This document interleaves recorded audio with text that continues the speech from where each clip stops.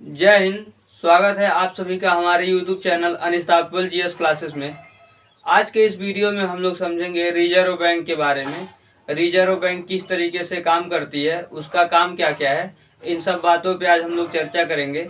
तो वीडियो को आप लोग अंत तक देखिएगा और जो लोग चैनल पे नए हैं वो लोग चैनल को सब्सक्राइब कीजिएगा और वीडियो को ज़्यादा से ज़्यादा शेयर कीजिएगा। अब हम लोग शुरू करते हैं रिजर्व बैंक ऑफ इंडिया के बारे में। रिजर्व बैंक ऑफ इंडिया को बैंकों का बैंक कहा जाता है। रिजर्व बैंक ऑफ इंडिया को आरबीआई को बैंकों का बैंक कहा जाता है। इसको बैंकों का बैंक क्यों कहा जाता है? क्योंकि यहाँ इस बैंक में किसी आदमी का खाता नहीं खोला जाता है, इसमें बैंक का खाता खोला जाता है। जैसे स्टेट बैंक ऑफ इंडिया हो गया, आईसीआईसीआई बैंक हो गया, एचडीएफसी बैंक हो गया, तो इन सब का खाता कहाँ पे खुलता है? इनका खाता खुलता है आरबीआई में। ये लोग अपना पैसा कहाँ पे रखते हैं? बैंक जो होते हैं वो रखते हैं किसमें? आरबीआई में रखते हैं। अब जो आरबीआई की स्थापना किया गया है, वो आरबीआई की स्थापना 1 अप्रैल 1934 को हिल्टन यंग आयोग की सिफारिश पे 1 अप्रैल 1935 को रिजर्व बैंक की स्थापना की गई। किस आयोग की सिफारिश पे किया गया? तो हिल्टन यंग आयोग की सिफारिश पे 1 अप्रैल 1934 को हिल्टन यंग आयोग जो था वो सिफारिश किया एक केंद्रीय बैंक खोलने की। तो 1 अप्रैल 1935 को खोला गया क्या? रिजर्व बैंक ऑफ इंडिया को 1 अप्रैल 1935 को गठन किया गया। इसे केंद्रीय बैंक के नाम से भी जाना जाता है। अब जब इसका गठन हुआ तो इसका कितने पैसों से गठन किया गया? तो इसके लिए 100 रुपए के 5 लाख शेयर लाए गए थे। 100 रुपए के 5 लाख शेयर लाए गए थे, जिसके आधार पे रिजर्व बैंक ऑफ इंडिया की कुल संपत्ति उस टाइम कितनी होगी? 100 रुपए की 5 लाख शेयर जब होगा तो कितना होगा? 5 करोड़। यानी कि 5 करोड़ रुपए से रिजर्व बैंक ऑफ इंडिया की शुरुआत हुई थी। आज रिजर्व बैंक ऑफ इंडिया के पास बहुत ज्यादा पैसा है। इसके जो पहले अध्यक्ष बने थे, जब रिजर्व बैंक की जब स्थापना हुई थी तो इसके पहले अध्यक्ष बने थे Osborne Smith. Reserve bank of India के पहले अध्यक्ष कौन थे? तो ओसबर्न स्मिथ इसके पहले अध्यक्ष थे। और पहले भारतीय अध्यक्ष कौन थे? तो सीडी देशमुख। पहले भारतीय अध्यक्ष कौन बने रिजर्व बैंक ऑफ इंडिया के? तो सीडी देशमुख बने हुए थे। अभी वर्तमान में रिजर्व बैंक ऑफ इंडिया के गवर्नर कौन है? तो शक्तिकांत दास अभी वर्तमान में आरबीआई के गवर्नर हैं। अब आरबीआई को राष्ट्रीयकृत किया गया। 1 जनवरी 1949 को रिजर्व बैंक ऑफ इंडिया का राष्ट्रीयकरण कर दिया गया। राष्ट्रीयकरण करने का मतलब ये होता है कि कोई, जैसे मान लीजिए कि हमारी कोचिंग है अनस्टॉपेबल जीएस क्लासेस, इस पे बहुत ज्यादा लोग जुड़ जाएं, 15-20 मिलियन लोग हो जाएं और सरकार कह दे कि अब इसके मालिक आप नहीं, इसके मालिक हम रहेंगे। यानी कि हमारा कोचिंग था और उसको कौन ले लेगा? सरकार ले लेगा। जब सरकार ले लेगा तो सरकारी हो जाएगा, तो उसी को कहा जाता है क्या? राष्ट्रीयकरण करना। सरकारी हो जाना है क्या कहलाता है? तो राष्ट्रीयकरण करना कहलाता है। तो रिजर्व बैंक ऑफ इंडिया का राष्ट्रीयकरण कब हुआ? 1 जनवरी 1949 को रिजर्व बैंक ऑफ इंडिया का राष्ट्रीयकरण हो गया। अब इसके बाद हम लोग बात करें कि रिजर्व बैंक ऑफ इंडिया का मुख्यालय कहाँ पे है? तो रिजर्व बैंक ऑफ इंडिया का मुख्यालय मुंबई में है। और रिजर्व बैंक ऑफ इंडिया की 4 और शाखाएं हैं। जैसे स्टेट बैंक का शाखा हर जगह पे होता है ना, उसी तरीके से रिजर्व बैंक का 5 शाखा है, जिसमें से 4 भारत में है। 4 भारत में है, जिसको क्षेत्रीय शाखा कहते हैं। और इसका मुख्यालय कहाँ पे है? तो मुंबई में, दिल्ली में, चेन्नई में और कोलकाता में। यानी कि रिजर्व बैंक की 4 शाखाएं जो रीजनल क्षेत्रीय शाखाएं हैं वो कहाँ कहाँ पे हैं? चेन्नई, मुंबई, दिल्ली, कोलकाता। चेन्नई, मुंबई, दिल्ली और कोलकाता, इसकी 4 रीजनल शाखाएं हैं। और एक विदेशी शाखा है, यानी विदेश में भी रिजर्व बैंक है। तो विदेश में कहाँ पे है? लंदन में है रिजर्व बैंक। यानी कि आरबीआई कहाँ पे है? लंदन में है। आरबीआई का वित्तीय वर्ष क्या होता है? यानी कि 1 साल का जो रिजर्व बैंक का हिसाब किताब होता है वो कहाँ से कहाँ तक होता है? तो आरबीआई का जो वित्तीय वर्ष होता है वो 1 जुलाई से 30 जून का होता है। 1 जुलाई से 30 जून का होता है। हम लोगों का जो सामान्य वित्तीय वर्ष है वो कितना होता है, 1 जनवरी से 31 दिसंबर होता है। बाकी जितने भी बैंक हैं उनका वित्तीय वर्ष कितना होता है, तो उनका होता है 1 अप्रैल से 30 मार्च तक, 31 मार्च तक, 1 अप्रैल से 31 मार्च। लेकिन रिजर्व बैंक ऑफ इंडिया का वित्तीय वर्ष क्या है, तो 1 जुलाई से 30 जून तक होता है इसका 1 साल।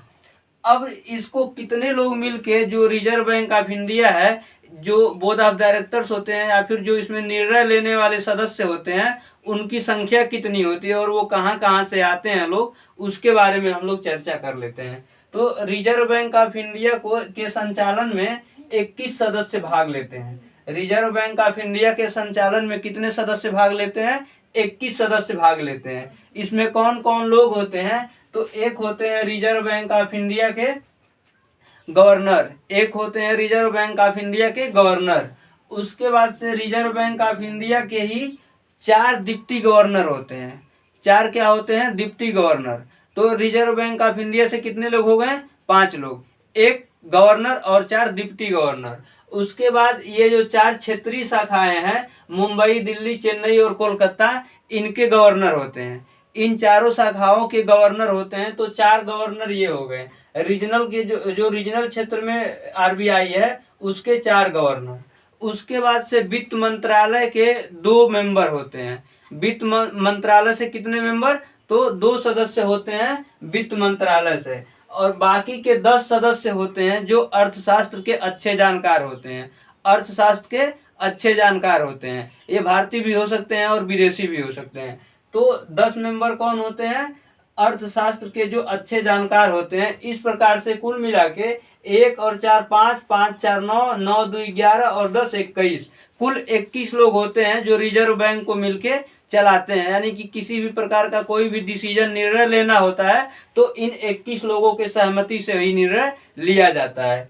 अब इसके बाद हम लोग बात करें कि रिजर्व बैंक ऑफ इंडिया का काम क्या है। रिजर्व बैंक ऑफ इंडिया का काम क्या है, तो मार्केट का प्राइस क्या होगा, तो बढ़ेगा। मार्केट का प्राइस कब बढ़ेगा, जब मुद्रा स्फीति होगी। तो जब मार्केट का प्राइस बढ़ता है तो उसी को क्या कहते हैं, महंगाई का बढ़ना।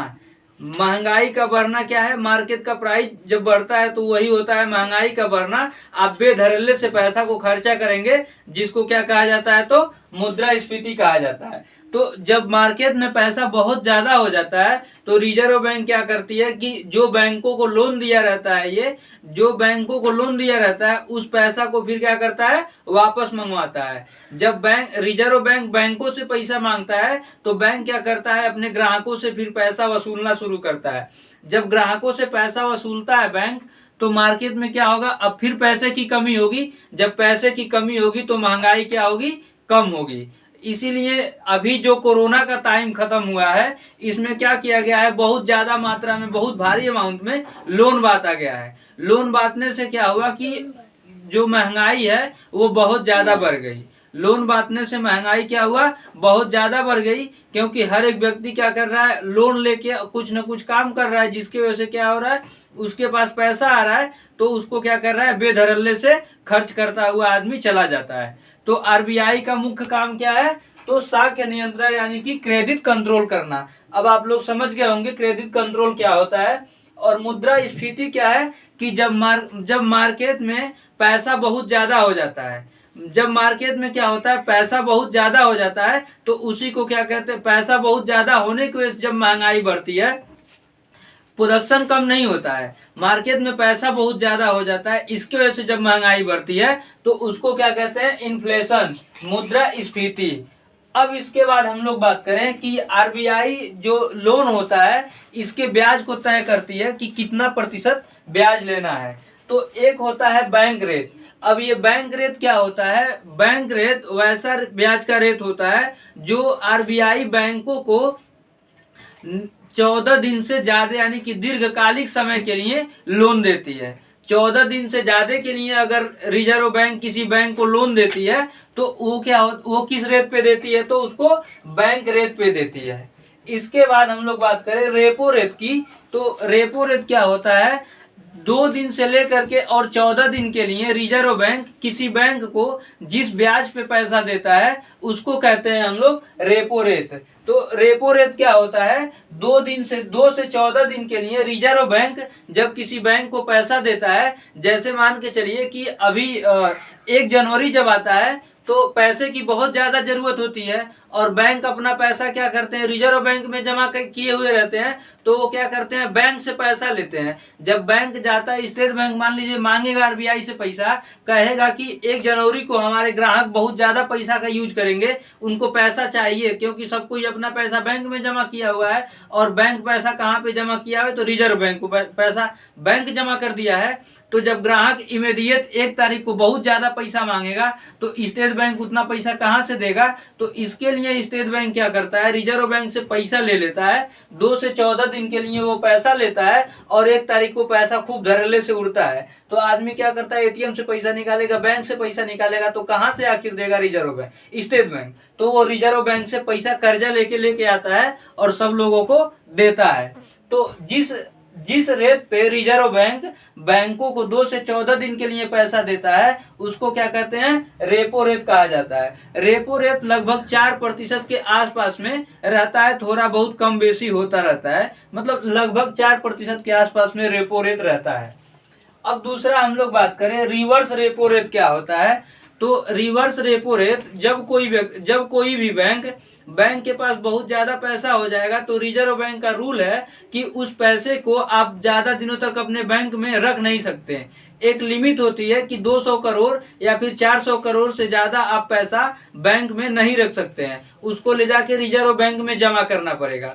तो जब भी कोई बैंक किसी बैंक के पास पैसा ज्यादा हो जाता है तो वो क्या करता है, उस पैसे को ले जाके और रिजर्व बैंक में जमा करता है। तो उस पर क्या करता है रिजर्व बैंक उस पैसे पे ब्याज देता है बैंक को। रिजर्व बैंक उस पैसे पे ब्याज देता है बैंक को। जैसे हम लोगों के सेविंग अकाउंट में जब पैसा ज्यादा रहता है तो उस पे क्या मिलता है, ब्याज मिलता है। तो उसी तरीके से जब ये बैंक ले जाके रिजर्व बैंक में पैसा जमा करते हैं तो उनको क्या मिलता है, ब्याज मिलता है। और वो जो ब्याज होती है वो 4% से हमेशा कम रहती है, यानी कि जो रेपो रेट है उससे हमेशा कम रहती है। तो उसको क्या कहते हैं हम लोग, जो आरबीआई ब्याज देता है किसको, बैंकों को, उसको क्या कहते हैं हम लोग, रिवर्स रेपो रेट के नाम से जाना जाता है। तो उम्मीद है आप लोगों को समझ में आ गया होगा कि रिजर्व बैंक की स्थापना कैसे हुई और उसका मुख्य कार्य क्या क्या है, रेपो रेट क्या होता है, रिवर्स रेपो रेट और बैंक रेट क्या होता है,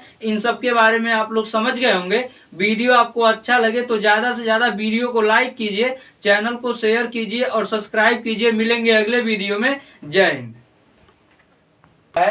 तो इसका कार्य है साख्य नियंत्रण यानी कि क्रेडिट कंट्रोल।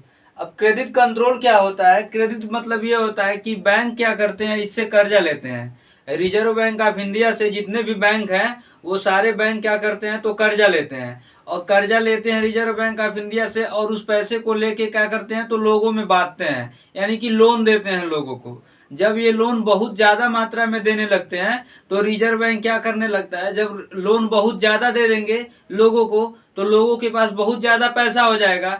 और पैसा जब मार्केट में लोगों के पास पैसा जब बहुत ज्यादा हो जाएगा तो वही पैसा मार्केट में आएगा।